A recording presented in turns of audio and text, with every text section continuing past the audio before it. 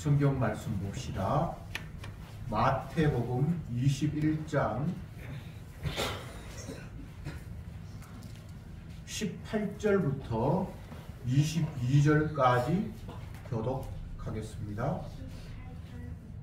21장 18절에 이른 아침에 성으로 들어오실 때에 시장하신지라 길가에 한 무화과 나무를 보시고 그리로 가서 잎사귀 밖에 아무것도 얻지 못하시고 나무에게 이르시되 이제부터 영원토록 너희에게 열매를 맺지 못하게 하시니 무화과나무가 곧 아니니라.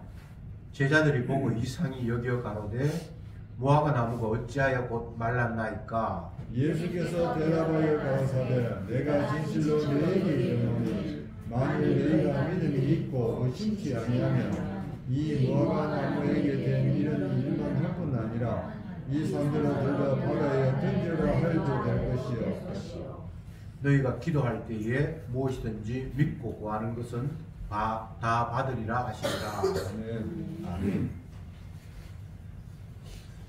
지난주 본문에서 예수님께서 예루살렘 성으로 올라가셔서 성전에서 매매하고 장사하는 사람들을 꾸중하시고 성전을 청결하게 하셨던 그런 일이 있었습니다.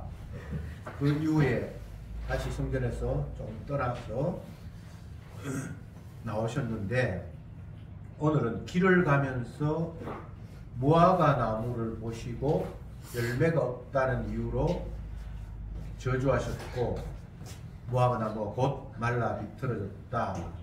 그 상황을 제자들이 보고 예수님 어떻게 이런 일이 있을 수 있습니까? 라고 물었고 예수님은 믿음이 있다면 이보다 더 엄청난 일들도 할 수 있다.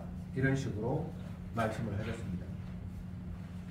여기에서도 예수님의 하시는 일과 그 하시는 일을 기이 여기면서 제자들이 어떻게 이런 일이 일어날 수 있습니까? 라고 물었는데 그에 대해서 예수님께서 믿음이 있으면 이보다 더 엄청난 일도 할 수 있다라고 대답하시는 예수님의 그 말씀 간에 뭔가 연결고리가 좀 제대로 이어지지 않는다라는 그런 느낌이 들죠. 먼저 예수님의 행위, 무화과 나무를 향해서 열매가 없음을 보시고 영원히 앞으로 너는 열매를 맺지 못할 것이다 라고 저주를 선포하시는 것, 이 자체가 상황이 굉장히 어색하잖아요. 마가복음에 보면 무화과 나무가 열매가 맺을 때가 아니다 그런 표현도 있고 오늘 본문도 보면 제자들이 기이 여기사 이상히 여겨서 어떻게 이런 일이 있을 수 있습니까? 이런 걸 봐도 뭔가 예수님이 하시는 일이 억지 같은 느낌이 들고 도무지 이해할 수 없는 상황이 펼쳐졌습니다. 이해할 수 없는 상황은 첫 번째로 나무에게 뭔가 말씀을 하시는 게 이게 사실은 이해할 수 없는 겁니다. 나무는 귀도 없고 서로 소통할 수 있는 그런 대상이 아닌데 예수님께서 나무를 향해서 너 앞으로 영원히 열매 맺지 못할 거야 이렇게 말하니까 곧 나무가 말랐다 이렇게 되어버렸을 때에 그 상황 자체가 사람으로서는 예수님이 하시는 일이 너무나 의아하고 이상한 일을 예수님께서 하시는 겁니다.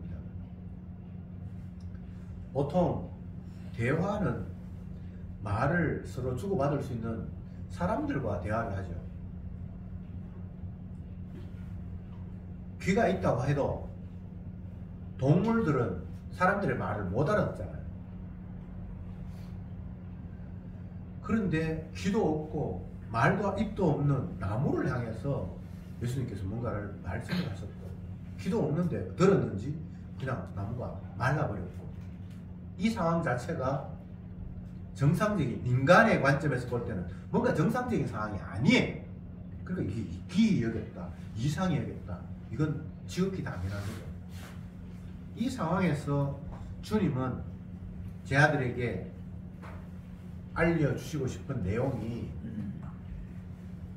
나를 너희들 수준으로 좀 제발 생각하지 마라. 나는 하나님이다. 이걸 지금 말씀하시고 싶었던 거예요. 예수님을 향해서 제자들은 메시아일 것이다라는 뭔가 기대는 있었어요. 그 앞에 많은 일들이 벌어졌으니까 기대는 있었는데 정작 제자들이 예수님을 하나님으로 인식하지는 못하고 있어요. 그러니까 뭔가 이상한 일이 인간의 생각에서 벗어난 어떤 일이 벌어졌을 때 자꾸 이상하게 생각을 하는 거예요. 예수님은 이전에 바다를 꾸짖어서 풍랑이는 바다를 잔잔하게 하셨던 일이 있었죠. 그때도 이상하게 여겼잖아요. 아니 이 사람이 도대체 위기에 바다와 바람도 순종하는 거 이렇게 일이 있었는데 여기는 나무를 향해서 열매 없을 것이다 하니까 곧 나무가 마르는 모습 보면서 또 이상하게 여기는 거예요. 이상하게 여겼다라는 말은 예수님을 하나님으로는 인정하지 않았다는 거죠. 예수님을 하나님으로 하나님의 아들로 봤다면 이거 이상하지 않겠죠? 그분은 창조의 능력이 있는데 나를 만드시기도 하셨고 없애기도 할 수 있고 하는데 나무를 향해서 명령한다는 게 뭐가 이상합니까? 바다와 바람을 향해서 명령한다는 게 뭐가 이상합니까? 그들이 이상하게 여겼다라는 것 자체가 하나님으로는 보지 않았다. 훌륭한 사람이고 능력이 많고 하나님 앞에 기도하면 뭔가도 이룰 수 있는 그런 선지자 같은 그런 대단한 사람으로는 받아들였지만 정작 이분이 하나님이구나, 하나님의 아들이구나 그렇게는 받아들이지 않았기 때문에 예수님이 이런 일들을 행하셨을 때 사람들이 이상하게 여겼다라는 것이 오늘 본문의 내용입니다. 20절 제 아들이 보고 이상히 여겨 가로되 무화과 나무가 어찌하여 말랐나이까. 예수님을 사람으로 생각을 했으니까 사람은 도저히 할 수 없는 일을 하셨어. 그러니까 도대체 어떻게 이런 일이 있을 수 있습니까? 라고 주님 앞에 역으로 질문을 할 수밖에 없었습니다. 근데 여기에서 이제 의아하게 여기는 것 중에 순서를 따져보면 첫 번째는 열매 맺을 철도 아닌데 예수님이 열매를 기대했다는 거에 대해서 좀 엉뚱하게 생각을 했어요. 예수님 바보가 아니잖아요. 나이가 33세 됐는데 그 지역에서 33년을 살았는데 무화과 나무는 어느 때 맺는다 이건 기본적으로 다 아는 거잖아요. 깐다내기도 아니고. 그런데 그 무화과 나무에 배고프다라는 이유로 열매를 기대했고 열매 없다라는 이유로 그 나무를 향해서 저주를 퍼부었다는 것 이 자체가 일단은 열매철이 아닌데 왜 예수님이 이런 걸 기대했을까? 이게 의아하고 그 두 번째는 예수님 말씀 한마디로 나무가 곧 말라버렸어요.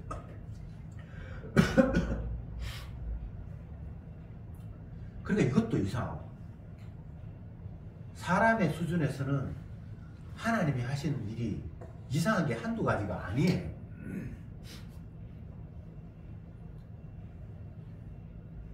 그럴 때 예수님께서 제 아들의 그 물음에 답을 하십니다. 21절에 예수께서 대답하여 가라사대 내가 진실로 너희에게 이르노니 만일 너희가 믿음이 있고 의심치 아니하면 이 무화과 나무에서 된 이런 일만 할 뿐 아니라 이 산들어 들려 바다에 던지우라 하여도 될 것이요. 제자들의 질문에 대해서 예수님이 대답하시는 내용이 제자들이 기대하는 대답입니까? 이것도 엉뚱한 이야기잖아요. 아니 예수님 무화과철도 아닌데 무화과철 왜 기대하십니까? 그리고 예수님이 말씀하시는데 나무가 정말 순종해서 그냥 말라버렸네요. 이게 어떻게 된 일입니까? 이걸 물었는데 예수님은 믿음이 있으면 너희들이 이런 일을 할 수 있다 이렇게 대답을 하신단 말이죠. 그런데 이것도 제자들이 기대하는 답이 아니에요. 왜 이런 일이 벌어졌을까? 계속해서 제가 반복해서 말씀드렸습니다만 제자들은 예수님을 자기와 유사한 수준의 사람으로 생각을 하고 있어요. 근데 예수님은 나는 하나님이다 라고 지금 들이밀고 있는 거예요. 왜 제자들이 또 예수님 당시의 종교 지도자들이 그리고 지도자가 아닌 일반 백성들이 결국은 예수님을 죽이는 일에 하나가 되었는가? 예수님을 사람으로 생각했어요. 사람인데 자꾸 하나님이라고 그러니까 너무나 참담하다. 어떻게 사람이 하나님이라고 말할 수 있냐? 너는 도저히 살려둘 수가 없다. 능력 좀 행했다고 지가 마치 하나님이래. 이렇게 사람들이 인식을 했잖아요.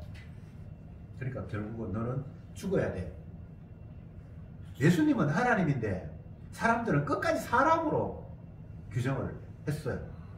그래서 결국은 예수님을 하나님을 모독한다라는 이유로 하나님을 죽이는 그런 결과가 빚어졌습니다. 그런데 예수님의 이 대답, 너희가 믿음이 있고 의심치 아니하면 무화과 나무에서 된 이런 일뿐만 아니라 이 산을 옮겨서 바다에 빠져라 해도 그대로 된다. 이 말씀도 또 엄청나게 오해할 수밖에 없는 말씀입니다.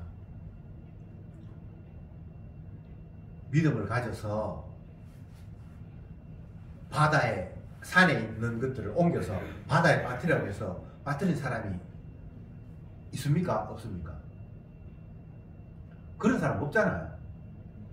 그리고 무화과 나무를 저주해서 말라 비틀어지게 한 사람이 있습니까? 없습니까? 없어요. 이것도 또 웃기는 거예요. 우리가 분명히 예수님의 답을 보면 우리도 만약에 믿음을 갖는다면 이 나무에게 저주하면 나무가 저주하고 산을 옮겨서 바다에 빠뜨려가면 그것도 된다고 하셨으니까 주여 이런 믿음을 주옵소서라고 기도하는 사람이 많을 텐데 혹시 그렇게 행동한 사람 혹시 여러분 봤습니까? 없잖아요. 그러니까 이게 예수님 말씀 또 오해를 한 거예요. 이 말씀 가지고 금자철학 기도회나 산기도회 가서 이렇게 기도하는 사람 꽤 있어요. 근데 이렇게 된 사람은 없어요. 이렇게 되면 뭔가 이 말씀이 우리가 오해하고 있다는 생각을 한 번쯤 해야 되는데 주님이 액면 그대로 이렇게 말씀하셨으니까 우리가 믿음이 있으면 나 무화과나무 저주할 수도 있고 산을 옮겨서 바다에 빠뜨릴 수도 있다라고 사람들이 생각을 하는 거예요. 그렇게 했으면 좋습니다. 그러면 안 됐잖아요. 그러면 결론이 나 믿음 없구나 이렇게 받아들이면 되는데 지 믿음 없는 거 결코 인정하지 않습니다. 교회 다니는 사람 치고 믿음 없다고 이야기하면 발칵 화를 내요. 왜? 믿음이 없다라는 그 말과 동의어로 나는 지옥 가야 된다라는 거 알거든요. 믿음이 없으면 지옥 가야 돼요. 그 지옥 가기 싫으니까 믿음은 없는데 믿음 없다는 말에 동의를 하지 않아요. 그러면서 예수님 이 말씀대로 되지도 않아요. 제가 여러분께 묻습니다. 여러분 믿음 있습니까? 믿음 있습니까? 믿음 없어요. 믿음이 있다면 무화과 나무도 저주할 수 있고 산을 옮겨서 바다에 빠뜨리라고 할 수 있는데 그거 못 하잖아요. 그러니까 결론적으로 믿음이 없는 거예요. 예수님의 이 대답은 사람들을 향해서 하는 이야기 같지만 사람들을 향해서 하는 이야기가 아니라 예수님 자기 자신을 이야기하고 있는 거예요. 내가 하나님이라는 거예요. 믿음은 나만 가지고 있다는 거예요. 믿음의 내용은 무엇입니까? 무엇을 믿는 게 믿음입니까? 나는 어떤 사실을 아직은 이루어지지 않았지만 그게 될 것이라고 인정해. 그랬으니까 내가 그걸 인정하니까 언젠가는 될 거야. 이런 식의 이거는 믿음이 아니에요. 믿음이라는 것은 반드시 하나님이 약속하셨고 말씀하신 내용을 의심 없이 받아들이는 게 믿음이지, 그냥 내가 뭔가 기대하는 거, 이거 될 거야 될 거야, 그리고 난 그거 틀림없이 믿어, 그러니까 언젠가 될 거야, 이건 믿음이 아니에요. 사람들은 나름대로의 기대와 희망이 있어요. 정치를 하는 사람들은 지금 현재 이 상황보다는 조금 더 내일이 나아질 거야. 이 나라의 대통령이 되었다면 지금 내가 대통령이 되고 난 이후에는 국민들의 삶이 훨씬 더 좋아질 거야. 경제도 발전할 것이고 사회도 안정을 유지할 것이고 뭐 국제관계에서도 우리나라의 위상을 조금 더 힘있는 말빨이 먹혀드는 그런 나라로 내가 만들 거야. 그렇게 그걸 기대하고 나 뽑아주세요, 뽑아주세요 하고 그렇게 됐어요. 그럼 본인 스스로는 뭔가 옛날 사람들은 이걸 이렇게 하는데 이건 별로 효과적인 방법이 아니고 나는 이렇게 했으면 좋겠어. 나름대로 뭔가 보관이 있고 뭔가 있을 거예요. 그래서 그것 때문에 자기를 찍어달라고 얘기했고, 만약에 됐다. 그럼 그 사람의 믿음이라는 것은 정말 자기가 생각한 대로 경제가 뭐 몇 프로 정도 성장하고 어떤 나름대로 기대가 있을 것 아니에요. 그걸 자기가 확신하고. 그래서 그게 됐다. 그럼 믿음대로 됐다. 성경에서 이야기하는 것은 그런 걸 이야기하는 게 아니고 하나님이 뭔가를 약속을 하셨어요. 자기 백성에게. 그게 성경 내용이잖아요. 언약하셨다, 약속하셨다. 근데 그게 현재로는 아직 성취되지 않았어요. 그러나 주님이 약속하셨기 때문에 그건 틀림없이 이루어질 거다라고 그렇게 믿는 게 믿음이란 말이에요. 그래서 여기서 믿음이 있으면 이라고 이야기할 때는 사실은 예수님 자기 자신에게 밖에 해당되는 자가 없어요.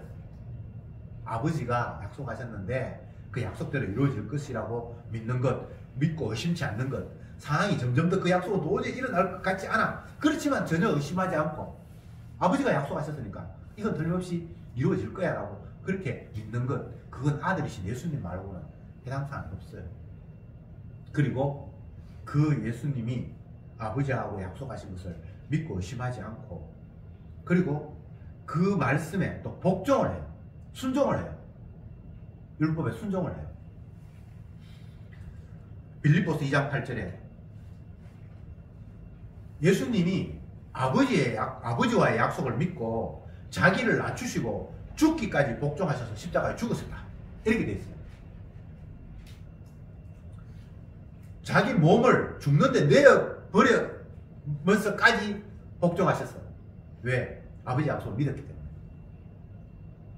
그래서 예수님은 주가 되셨고 아버지의 뜻을 다 이루셨습니다. 예수님께서 여기서 믿음이 있고 심치 아니하면 이렇게 이야기하는 것은 결국은 예수님 자기 자신, 내가 앞으로 아버지의 뜻에 순종해서 십자가에 죽을 거야, 의심치 않고 나는 그 길로 갈 거야 라는 자기 다짐을 보면 돼요. 인간이 무슨 믿음이 있고 무슨 무화과 나무를 아니지 저주를 하고 산을 옮겨서 바다에 빠뜨리고 그런 거는 있을 수가 없는 거예요. 여기서 정리합시다. 믿음은 예수님 거예요. 믿음 있는 분은, 아버지의 말씀을 100% 믿는 분은 예수님밖에 없어요. 그러면 제자들, 그리고 우리들은, 인간들은 믿음 없죠. 뭐. 지난주 부산 강의 가서 어떤 분이 이제 새로 오신 분이 한 분 있었어요. 그분을 이제 데리고 오신 분이 하시는 말씀이, 이분이 이 목사님 강의를 들은 지도 꽤 됐는데 아직은 정리가 좀 안 되는 것 같다고 하면서 자기가 그분한테 이야기하기를, 기도하지 마라, 네 기도는 기도도 아니다, 이제 이렇게 얘기를 했는데, 끝까지 자기는 성경에 보면 하나님 앞에 기도하는 사람도 있고 기도 응답받은 사람도 있는데 왜 당신은 나한테 기도하지 마라 그러냐, 그리고 나도 기도 응답받았다 막 이렇게 이제 주장을 하시는 분이 있었어요. 그래서 제가 그분하고 대화하면서 이런 말을 했습니다. 이분이 당신에게 기도하지 말라라고 한 것을 액면 그대로 받아들이면 안 된다. 이게 뭔가가 의미가 있어서 그런 이야기를 했는데, 이분이 그렇게 당신에게 말한 이유는 기도하지 말라는 것이 아니라 기도가 무엇인지 당신이 지금 알지도 못하고 당신이 부르짖는 그거는 기도가 아니기 때문에 그런 거는 해야 될 이유가 없다라고 지금 얘기한 것 같다. 그러니까 자기는 분명히 기도해가지고 응답도 받았고 계속해서 자기가 기도를 제대로 하고 있다는 식으로 얘기를 했어요. 그래서 제가 성경에서 기도하면 응답받는다라는 말이 있는데 거기는 반드시 단서가 붙는다. 아버지 뜻대로 구해야 응답받는다. 아버지 뜻대로 구하면 받으심이라고 그렇게 돼 있는데 아버지 뜻을 당신이 모른다. 심지어 당신만 아버지 뜻을 모르는 게 아니고 우리 전체가 아버지 뜻을 모른다. 예수님이 이 땅에 오셔서 유대인들에게 하신 말씀 가운데 한마디 한마디가 다 충격적이지만 유대인들이 충격적으로 받아들인 것 가운데 하나가 나 외에는 아버지를 아는 자가 없고 이렇게 얘기해버렸다. 그래서 유대인들이 어마어마하게 화가 났다. 자기들 하나님 말씀을 너무나 사랑하고 말씀대로 순종하면서 죽도록 노력을 했는데 어느 사람이 나타나서 내 말고는 아버지를 아는 자가 없고 상대를 향해서 하나님 열심히 섬기는 자를 향해서 너희들은 마귀 자식이다 그렇게 얘기했다. 그들이 아버지 뜻을 모르는데 당신이 아버지 뜻을 안다고 지금 자꾸 주장하는 것 자체가 뭔가 하나님의 뜻을 모르는 것이다. 근데 잘 못 알아듣는 것 같아요. 옛날 구약의 사람들은 아니고 예수님 당시 사람들은 몰랐지만 이제 신약 시대에는 우리가 다 하나님의 뜻을 안다고 생각하는 것 같아요. 아닙니다. 아버지 뜻 우리 몰라요. 그래서 주님의 말씀은 우리가 쉽게 뭐 문자로 기록됐다고 해서 아 이건 이런 뜻이구나 이건 저런 뜻이구나 그렇게 해석할 수 있는 내용이 아니에요. 베드로는 어려운 말씀을 억지로 풀려고 하다가 엉뚱한 길로 빠진다 그렇게 이야기를 했어요. 그게 그 시대에만 유효한 말씀이 아니고 오고 오는 모든 시대에 유효한 말씀이기 때문에 기록되어 있는 거예요. 지금 우리에게 하시는 말씀이에요. 억지로 풀지 마라. 그리고 너희들이 깨달을 수 있다라는 게 그게 교만이다. 주님이 열어주실 때만 보이는 거예요. 아니면 다시 우리는 원리시로 까막눈으로 돌아가 버리는 거예요. 이게 죄인의 실상입니다. 나 이제 눈 열었어. 눈 떴어. 이제는 앞으로 모든 걸 볼 거야. 이런 식으로 우리의 어떤 모습이 고정되어 있고 내가 보는 믿음이 나에게 고정되어 있어서 항상 믿음으로 뭔가를 바라볼 수 있는 그런 존재가 아니에요. 피조물은. 그거는 예수님만이 그런 존재예요. 우리는 어리석은 양입니다.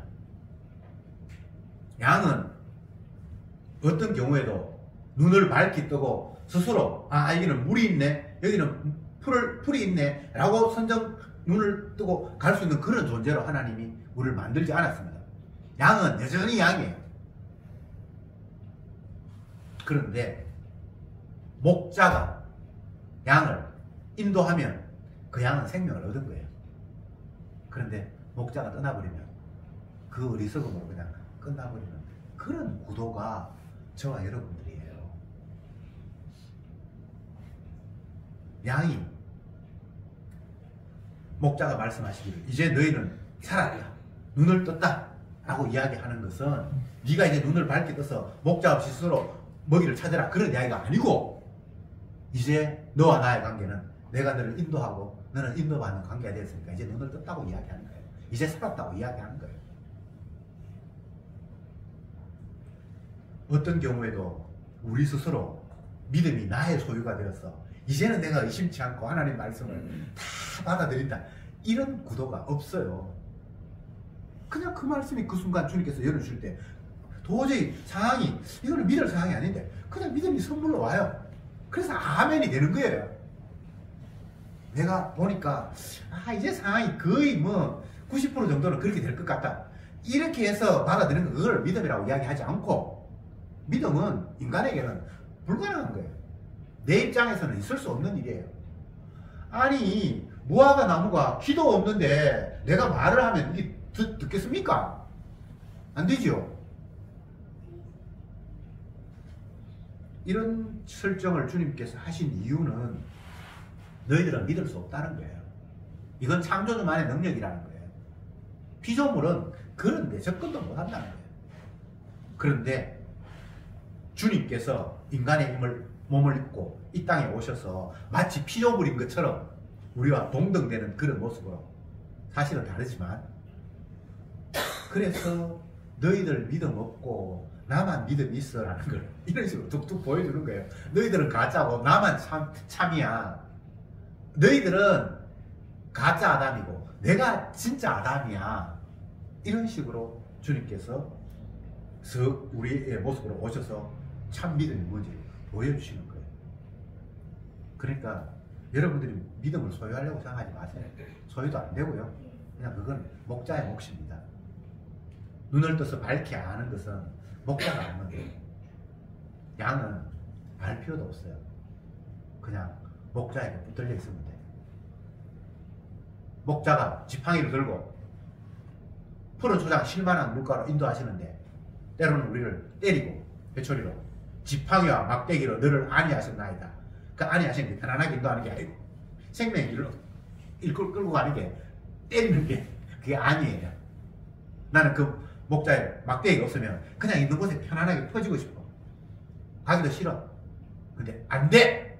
그러면서 목자가 지팡이로 나를 탁 때릴 때 이거는 뭐 겁이 나서라도 내가 그 앞에 꼼짝을 못하니까 그냥 갈 수밖에 없는 상태. 그게 생명을 얻은 상태예요. 그게 눈을 뜬 상태예요.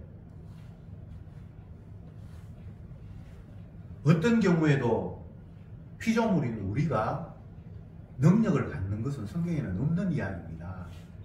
우리에게 무슨 능력이 필요합니까? 주님이 능력 계시는데 이게 은혜로 받아들이지 않으니까 자꾸 내가 둬야 하려고 하는 거예요. 내가 성화하려고 하는 거예요. 내가 내 꼬라지 보면서 좀 만족도 하고 위로도 받고 싶은데 내 꼬라지를 보니까 너무 초라해. 그래서 내가 이 모습으로는 내가 만족할 수 없어. 그래서 스스로 좀 성장해서 내가 이 정도가 되었구나라고 자족하고 싶은 마음이 자꾸 생기는 거예요. 그게 마귀가 주는 마음입니다. 양은요 그냥 양이면 돼요. 양을 자꾸만 자족하게 만드는 것은 마귀가 목자하고 우리를 떼어놓으려고 하는 사탄의 술수예요. 내가 능력이 많으면 주님에게 의지하지 않고 기대하지 않겠죠. 내가 의로워지면 내가 죄인이 아니면 죄 용서 받기 위해 주님 앞에 안 나가겠죠. 그게 마귀의 술수라고. 성령은 우리를 날마다 죄인으로 만들어요. 그래서 나는 의인을 부러운 것이 아니라 죄인을 부러 왔다는 주님 앞에 달려가게 만드는 게 성령의 역사예요. 이거 어렵지 않죠? 그런데 이론으로는 어렵지 않은데 마음으로는 그게 믿음이 선물로 오지 않으면 받아들이지 않아요. 그래서 우리가 어떻게 할 수 있는 부분이 아닙니다. 주님이 믿음을 선물로 주실 때 아멘, 아멘, 맞죠, 맞죠라고 그냥 받아들이는 거예요. 다시 말씀드립니다. 믿음은 우리의 소유물로 장착하는 게 아니에요. 선물이에요. 주님께서 우리에게 그 마음을 선물로 주실 때에 그게 그냥 아멘으로 받아들여지는 거예요. 논리적으로 이해하고 상황을 판단해서 그렇게 될 것이라고 가능을 찾고 그런 게 아닙니다. 아니 나무가 어떻게 말 한마디로 저주를 합니까? 저주가 받습니까? 그리고 산이 어떻게 옮겨서 바다로 빠뜨려집니까? 이거는 안 되는 거예요. 인간의 입장에서는. 그럼 주님이 하시는 거예요. 그럼 주님이 하신다 그러면 그 믿음의 선물로 오면 그냥 우리는 아멘을 그냥 받아들여지는 거예요. 죄인이 어떻게 천국을 갑니까?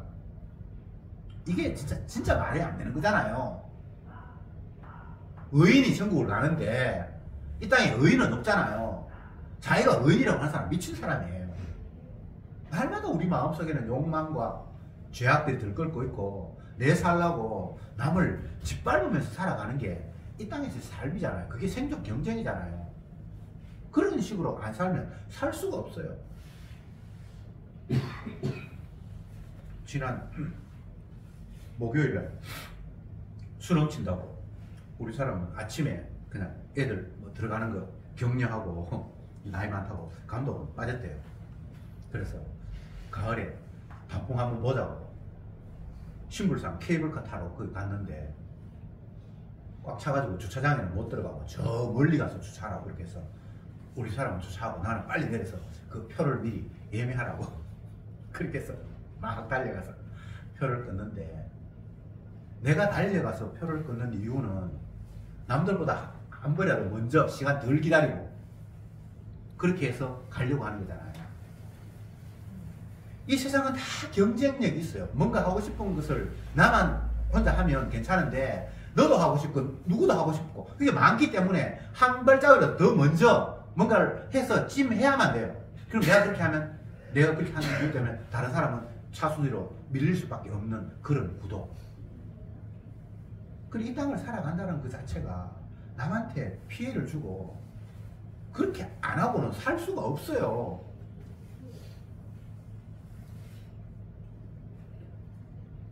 더 정확하게 이야기하면 우리는 이 땅에서 죄인으로 태어났습니다. 내가 뭘 행동을 해서 죄인이 아니고 죄인으로 태어났어요. 하나님께서 그렇게 죄인으로 보내셨어요. 왜? 자기 자신이 죄 용서하시는 분이라는 사실을 보여주려고. 자기의 희생이 얼마나 대단한가를 보여주려고. 이 세상에 가족을 위해서, 친구를 위해서 자기 몸을 희생한 사람이 있어도 죄인을 위해서 죽는 사람은 없다. 성경 말씀에 그 이야기 했을 때 예수님만이 그 이야기를, 그 일을 하셨다는 걸 보여주는 거예요. 인간들끼리도 희생 같은 비슷한 게 있어요. 그것 엄밀히 따지면 희생은 아니지만 사람의 수준에서 볼 때는 남을 위해서 내가 손해보는 정도의 행동을 하는 사람은 있어요. 그러나 죄인을 위해서, 자기를 잡아 죽이는 죄인을 위해서 내가 대신 죽어서 너 천국 보낼게. 이런 구도는 없는 거예요. 예수님이 그런 분이라는 거예요. 그러니 참 이게 생각해도 너무나 엄청난 일이에요. 도저히 있을 수 없는 일이 일어났어요. 산이 옮겨서 바다에 빠지는 것, 이것도 있을 수 없는 일인데 자기를 잡아 죽인 죄인을 위해서 본인이 저주받아서 그를 천국으로 올려보낸다. 이거는 산을 옮기는 것보다 더 엄청난 일이에요. 그걸 예수님이 하셨다는 거예요. 그 일이 예수님의 일이라는 거예요. 그게 믿음 때문에 일어난 일이라는 거예요. 믿음을 너무 우리가 가볍게 생각하면 안 됩니다. 내가 뭐 믿음이 있지 뭐. 믿음은 무슨 믿음이 있어요? 믿음은 예수님의 것이에요.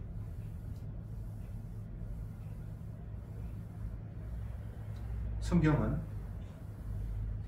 우리와 예수님을 항상 대비시키고 있습니다. 그분은 믿음 있는 분, 우리는 믿음 없는 분. 그분은 의인, 우리는 죄인. 그런데 마귀는 나를 의인 되라고 자꾸 요구하고 있는 거예요. 여러분, 의인 예수님만 있으면 됩니다. 목자만 분별할 줄 알고 길을 알면 돼요. 양이 내가 눈을 뜨려고 하는 거는 목자 그냥 밀어내려고 하는 거예요. 맞죠?